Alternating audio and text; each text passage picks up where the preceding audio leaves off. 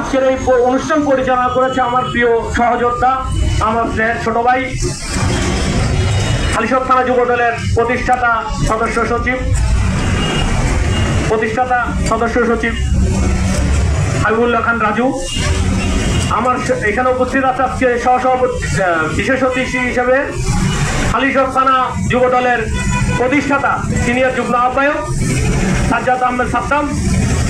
আমরা তিনজন ঐক্যবদ্ধ থেকেছি, আপনারা দেখেছেন আমাদের মধ্যে কোনো গ্রুপিং ছিল না, আপনাদেরকেও আমরা গ্রুপিংয়ে আশ্রয় প্রশ্রয় দেইনি। আমরা চেয়েছি ঐক্যবদ্ধ থাকতে, আগামীতেও আমরা ঐক্যবদ্ধ থাকবো ইনশাল্লাহ। সবাইকে আগামী নির্বাচনের জন্য প্রস্তুতি নেওয়ার আহ্বান জানিয়ে এবং এলাকায় যেন কোনো বিশৃঙ্খলা সৃষ্টি না হয়, কেউ বিশৃঙ্খলা সৃষ্টি করতে না পারে সেদিকে সজাগ দৃষ্টি রেখে আগামীর আন্দোলন সংগ্রামে ভূমিকা রাখার আহ্বান জানিয়ে আমার এই বক্তব্য এখানে শেষ করছি। খোদা হাফেজ। বাংলাদেশ জিন্দাবাদ, বাংলাদেশ জাতীয়তাবাদী যুব দল জিন্দাবাদ, হালিশহর থানা শাখা জিন্দাবাদ।